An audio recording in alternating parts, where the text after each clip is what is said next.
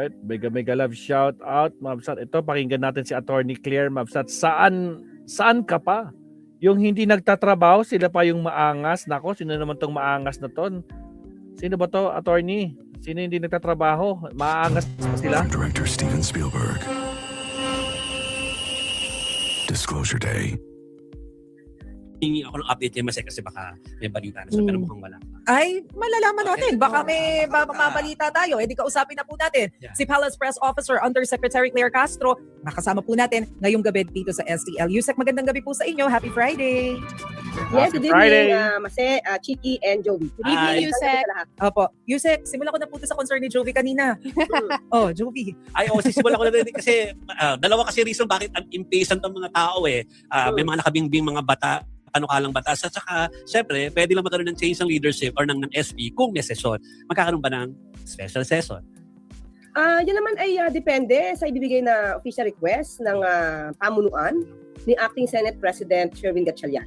Hinihintay din po yan ng Pangulo dahil syempre kailangan din malaman natin ano yung mga basihan para magtawag po ang Pangulo special session. Although alam natin, talagang kailangan to dahil ang dami nabibinbin ng mga bills. Ang gusto po kasi talaga ng Pangulo, sana bago matapos ang June ay matapos na rin po ang yung anti-political dynasty. Yes. So, yun sana itong maipasa. Kaso, nangyayari po ito sa Senado, Yusek. Tapos ang mahirap po nito, bagamat malinaw na po yung statement ng Malacanang na ang nire-recognize nyo bilang acting Senate President ay si Senator Sherwin Gatchalian, naninindigan pa rin si Senator Alan Peter Cayetano. Hindi po siya, kumbaga, natitinag dun sa kanyang pwesto. So clearly, there's a gridlock dito po sa Senado. I mean, ano po yung nakikita natin na worst case scenario kapag hindi pa po ito nasolusyonan ng ating mga mambabatas? Kung magtitigas po talaga sila at magmamatigas sila ng kanilang mga damdamin, talaga po walang mangyayari sa Senado. Sa pamunuan po naman ng ehekutibo, ang Pangulo ay ready po na magtrabaho, makipag-cooperate sa kinikilalang liderato. Pero kung sila mismo nagkakagulo dyan, sagot po nila ito sa taong bayan. Pero hindi po ba meron kayong minention a few days ago na yung Malacanang po ay maghahanap or will be looking into legal options para po ma-solve itong problema sa Senado? Si President. Well, ito, ang ginawa po itong section, majority na nagsagawa po ng kanilang ng sesyon at sila na po ang pumili ng bago nilang liderato. Isa po itong legal na aksyon na kinikilala ng Pangulo at kinikilala ng Palasyo. So siguro from there dapat doon sila mag-start. Sila po mag-usap-usap diyan at hindi pwedeng puro pansarili lang ang iniintindi. Ang dapat nilang isipin yung bansa. Nakita naman nila na meron na pong hawak ang grupo po ni Senator Sherwin Gatchalian ng majority, 12. As compared sa 10, siguro dapat kilalanin nila yon. Kaya lang, Yusek, kahit na naglalaban yung mga numero, sinasabi may quorum na 12, still, kahapon, natuloy pa rin yung sinasabi nilang Blue Ribbon Committee. Sila daw yung legitimate Blue Ribbon Committee, sabi nga ni Senador Cayetano. So paano bang dapat nating maging turing dito? Kasi kahit na nagsalita sina Acting Senate President Gatchalian na iba to, it's a different committee, hindi ito kikilalanin, itinuloy pa rin. So paano yung dapat nating maging turing dito? Makikita natin kung sino yung nagmamatigas. Diba? So doon pala makikita natin sino ba dapat ang kilalanin nating liderato. Marami na po ng mga legal luminaries, marami ng legal experts, marami na rin po na mga justices at mga dati na rin pong naging Senate President at mga senador. Sila po ang nagsasabi na yung Avellino versus Cuenco ay ginamit na nila. At ito naman po ay hindi tinutulad.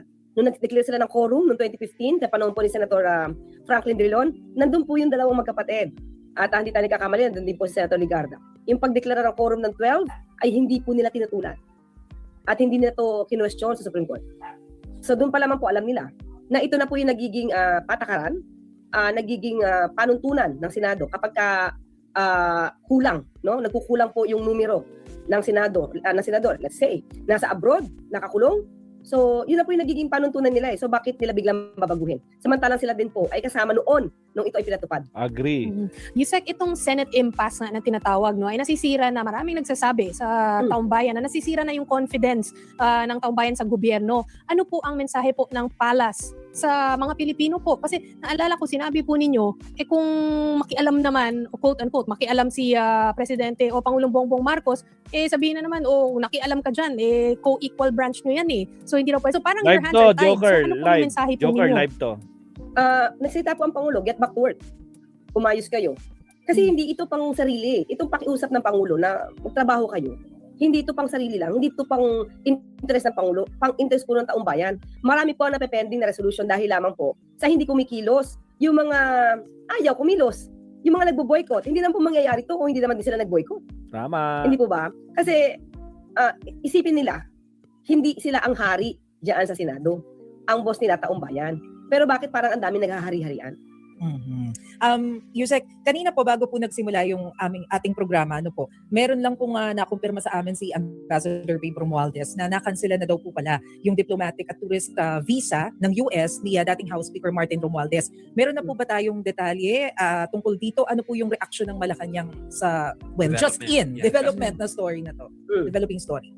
Wala po akong impormasyon. Wala po sa akin na ibibigay na anumang impormasyon patungkol po dyan. So wala rin po akong masasagot. Okay. Kapapasok lang kasi. Sa bagay, kapapasok lang naman talaga nung balita at galing naman yan kay Ambassador. So okay lang. So, pwede na ba ako mag-move on? May tanong pa ba sige ito sa Go. mga senador na nagkakagulo? Let's move on.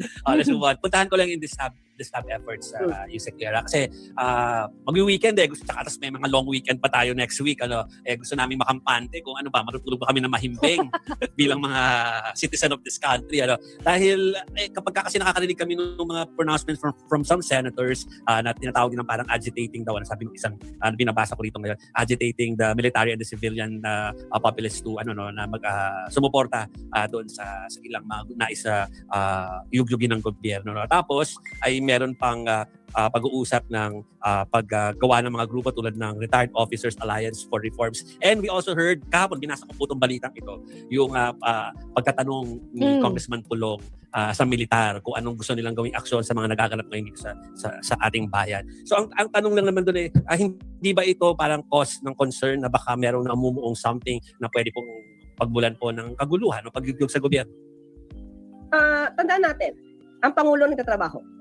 Sino ba maingay?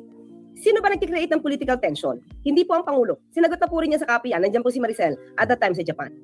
Ang Pangulo tutok sa pagtatrabaho. Nakita po natin. Ngayon, sino nagtatawag ng destabilization? Sila. Paulit-ulit. Sila pa rin. Nandiyan dyan, yung tinatawag na 18 ex-Marines. Sinong nasa likod niyan?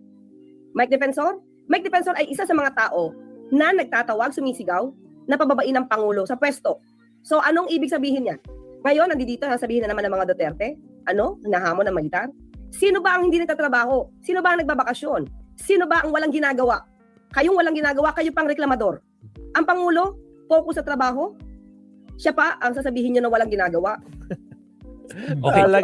Magbukas kayo ng isipan, magbukas kayo ng mata, magbukas kayo ng tenga, magbukas kayo ng bibig para malaman niyo kung anong katotohanan. Wala bang nagaganap ng pagpupulong yung si Claire para i-check ang loyalty ng ating mga kasundaluhan, lalo at may mga ganyang provocation? Joby, ang mga kasundaluhan natin, ang miyembro ng kapulisan natin, alam nila kung sino nagtatrabaho.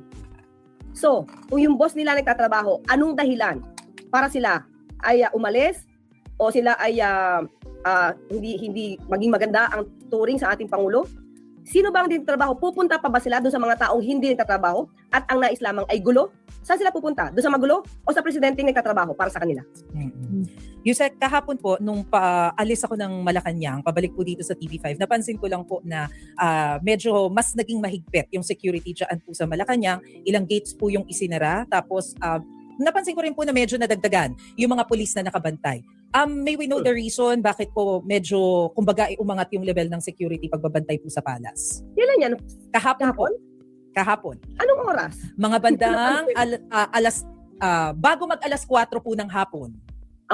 Okay. Tingin ko wala akong anumang impormasyon. Pero kasi maraming events kahapon. Merong konsyerto, syempre nandoon ang First Lady, saka yung mga ibang estudyante at sa ibang mga piling guest.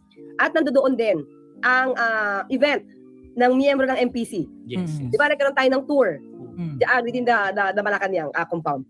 So, tingin ko yun lang. Pero kung sasabihin natin medyo dapat tayong maalarma, walang nakakarating sa atin. Marami lang siguro events. Kasi syempre, dapat din natin proteksyonan yung mga miyembro ng MPC. Di ba? So, wala naman po kayong natatanggap na threat. Kaya ko lang po yan natanong. Kasi gusto namin ng matinong weekend. Para kalma lang.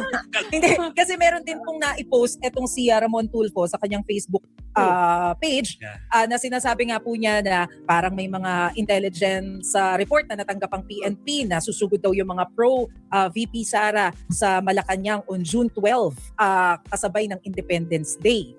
Opo. I'm sure nabasa nyo na po ito dahil meron na rin po Nakita ko kayong na, nailabas oo, na written statement Na- kanina. oo, Oo. sa MPC nakita ko. Opo. Well, sa atin, walang pinararating sa anumang impormasyon patungkol dyan. Wala pong confirmation na ibinibigay sa atin patungkol po dyan. Pero, ito naman sa atin, no, Maricel, Jovi, and Chiki, hindi naman bago to.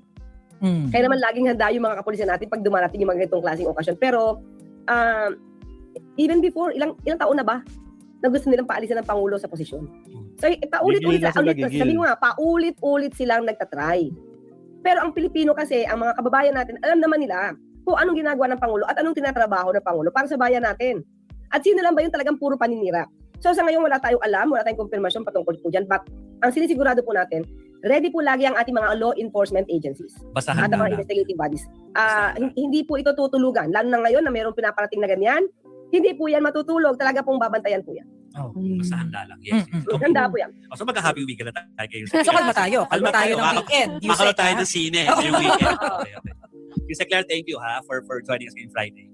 Yes, maraming salamat, Mas Alright. Chiki and Jovi. Thank Salamat you. po, Good evening, Yusek. Thank you. Happy weekend. Running 6 Alright. Grabe, no? Salamat, Yusek. No? Ito talaga itong mga garapatang ito, mga tulad ni Pulong. Nako, wala talaga masasabing matino yan. Eh, paano pa kasi? Talunan kasi. No? Talagang kwan sila. Bigong-bigo. Hindi nila mapatalsik si Pangulo. Di ba, Sir Leo? Diyos ko po. Sinagot na rin ng media si Boy Piluka. Dahil sa sinabi niyang bayaran, yun na nga. Sir Leonardo. Tapos, bakit? Sinabi ko bang bayaran kayong lahat? Tama. Tapos umi-eksena pa si no? Can you play it again? Oh, matragis. Nako po. But anyway, ganun talaga yun. Na pag nasusukol na, sumisegue na. Diyos ko po. Alright, last topic tayo mga kakabsat. Last topic po tayo.